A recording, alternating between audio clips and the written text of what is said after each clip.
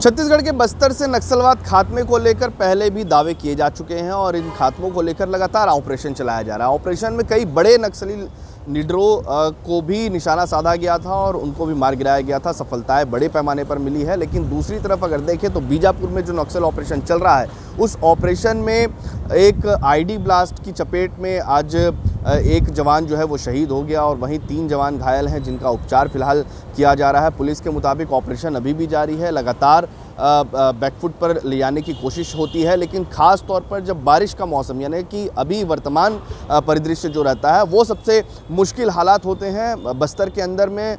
बारिश के समय में वहाँ पर ऑपरेशन करना और ऑपरेशन बारिश चलते हुए भी लगातार यहाँ पर किया जा रहा है। एक और बड़ी सफलता इस बात को लेकर मिली है। हाल ही में ही एक जो कैंप है वो नक्सलियों का ध्वस्त किया गया है। जो आईजी अमरेश मिश्रा है वो इस मामले को लेकर विस्तृत जानकारी दे रहे हैं। 16,50,000 रुपये कैश भी वहाँ से बरामद किया गया है, हथियार भी बरामद किए गए हैं, नक्सल सामग्रियाँ भी बरामद की गई है और इसके अलावा कई अन्य जो इनपुट्स थे वो भी उस क्षेत्र से पुलिस को मिला है। तो लगातार ऑपरेशन जारी है। एक तरफ आईडी ब्लास्ट की चपेट में लगातार नक्सली जो है वो आईडीज़ के ज़रिए अब निशाना साधते हुए नज़र आ रहे हैं। नक्सली जो है अपनी स्ट्रेटजी बदल के सीधी लड़ाई ना करते हुए आईडीज़ का उपयोग सबसे ज़्यादा कर रहे हैं ताकि आईडीज़ की चपेट में आए और उसके बाद जो जवान है वो इस तरीके से उनको नुकसान होता हुआ नजर आए। हालांकि लगातार इसका ध्यान भी रखा जाता है। इंटेलिजेंस की भी कोशिश यही रहती है कि पहले उसकी जांच कर ली जाए, उन क्षेत्रों को पूरी तरीके से सर्च कर लिया जाए और उसके बाद आईडी डिटेक्ट करने के बाद उन्हें डिस्ट्रॉय भी करने की कोशिश होती है। लेकिन कभी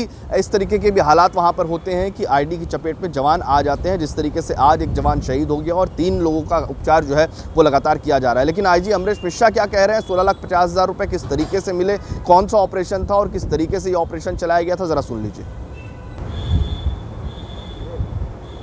जाहिर है कि नक्सल ऑपरेशन को लेकर लगातार पुलिस हो, डीआरजी हो या फिर अन्य सुरक्षा बल हो, लगातार इसको लेकर मुस्तैदी से काम कर रहे हैं। ना बिहड़ अंचलों पर जाकर इस ऑपरेशन को अंजाम दे रहे हैं, बल्कि हर परिस्थिति में, चाहे वो बारिश का मौसम हो, चाहे वो अन्य परिस्थितियां हो। कई बार सुरंग नक्सलियों की तरफ से बिछाया जाता है, कई बार स्पाइक होल्स उनकी तरफ से लगाए जाते हैं और कई बार आईडीज़ लगाई जाती हैं। इन सब के बीच में भी जो जानकारी है, इनपुट है, वो यहाँ पर पिन पॉइंट इन्फॉर्मेशन के ज़रिए ऑपरेशन चलाए जाते हैं, जिसके लेकर कई बड़ी सफलताएं भी अब तक मिल चुकी हैं और लगातार सफलताएं मिल रही है। हालांकि 26 मार्च जो तय तिथि है जिस पर नक्सलवाद का खात्मा करने का दावा बीजेपी की सरकार कर रही है, अमित शाह ने कहा है, इस पर कितना सफल हो पाएगी बीजेपी ये आने वाले वक्त में पता चलेगा। लेकिन बहरहाल अब तक कई ऐसे दूरस्थ अंचल जो नक्सलियों के कब्जे में माना जाता था, जहां पर सरकार की योजनाएं नहीं पहुंच पाती थी, जहां पर जवान नहीं पहुंच पाते थे, आज भी वहां पर जवानों ने कैंप खोल रखा है। नक्सलियों को उन क्षेत्रों से हटाया जा चुका है